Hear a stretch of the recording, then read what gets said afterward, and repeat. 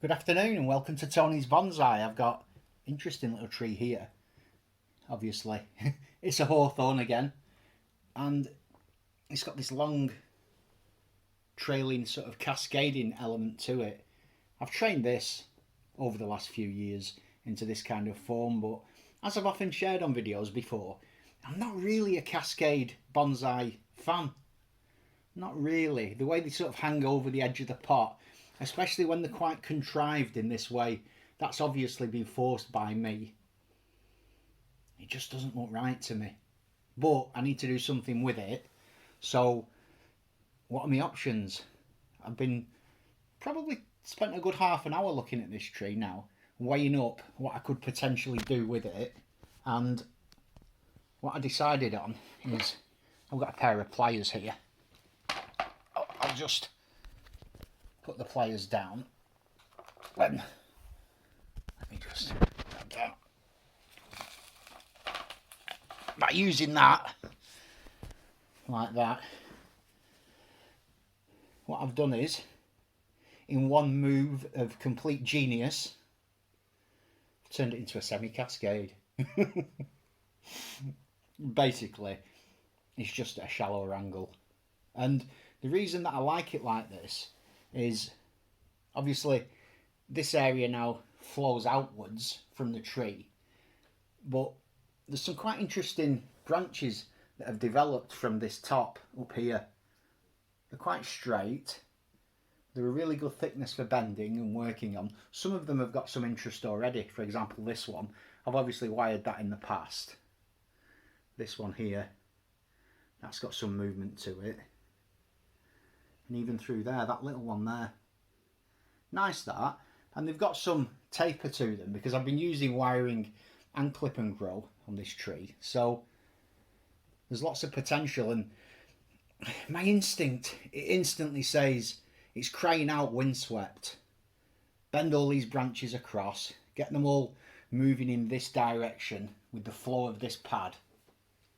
And you've got a lovely little windswept tree, which I think could be really nice. However, I don't want to produce another windswept tree.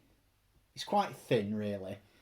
I've got others, and I like the idea of doing something with the top a little different. And I think my plan is to create movement in these upper branches, leading to pads that mimic this pad on the end there. So hopefully I could have 3 or 4 of these sort of pads working my way up the tree in these areas that are all sort of coming off interesting twisting branches. I'm not exactly sure what the story will be behind the tree. It'd obviously have a windswept element to it, because if the pads are mimicking this, they're going to have a flow out from left to right, which is fine. So up here, they're going to flow across. I'll achieve this with wire. I just think it'll be an interesting project, just to add some actual shape to it and hopefully get something that looks quite interesting. So I'm going to put the camera down now, do the work, and come back to you and show you it once it's wired up. Okay, the wire has been applied. I've done it myself. It's super messy. It's a shocking job, but hopefully it'll at least do the job.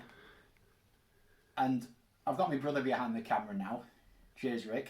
And what I'm going to do is I'm going to try and style these branches into the positions that I was just talking about, creating pads up here that replicate this pad here. So he's going to zoom in now, and I'll just try and do a little bit of styling on this. So my thinking is a branch like this can sort of come across and merge with this branch around here. They both, as I say, got wire on them. That one hasn't got wire on it. I've missed that one, but it doesn't matter. I'll do that off camera. I've got some wire on this one that comes underneath. So this one's coming across. This one's got wire on, so I can bring that down. trying to keep the leaves upright, like that. So do you see there, I've created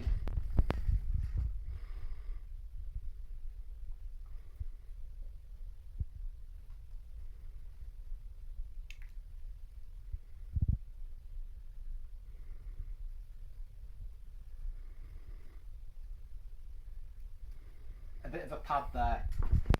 And the idea is this small pad here kind of replicates that pad here. So we've got a flat pad, a little flat pad, and then I'm going to do the same in these. I'll apply some wire to this one that I missed, and these ones are also going to come across like this and create a little pad at the top. So that's kind of my style. I'll spend 5 or 10 minutes now adding a bit more wire, working on these pads, and I'll come back to you when I've got a bit more of a finished design. And here we go with the final result. I applied some more wire further up the tree, obviously on the one that didn't have any wire, i.e. this one. There's now wire on it, so I managed to move that across.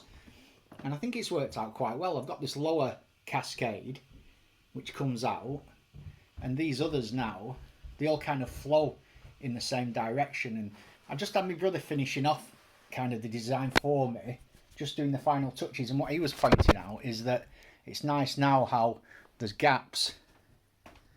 We've got the gaps in between these sort of pads here. As we go up, we've got these gaps, and as they become more defined over the coming years, this crown at the top is going to look lovely. It's going to curve up, and it's not, like I say, it's not specifically windswept, but it's got that windswept quality, but in quite a natural way. So it's quite interesting. We were just laughing because of my khaki wiring and like my cack-handed skills. I've got some really interesting bends going on that normally I probably wouldn't have produced. See this little tight bend in there going up and back? Probably wouldn't have had that, but that's the best I can do. And I think in the long term that'll end up adding quite a lot of character and naturalness to the overall tree, which is what we're looking for anyway. So I'll just give it a quick spin just to show you from the other side. And from round here, you can see we've got that nice curve around the top.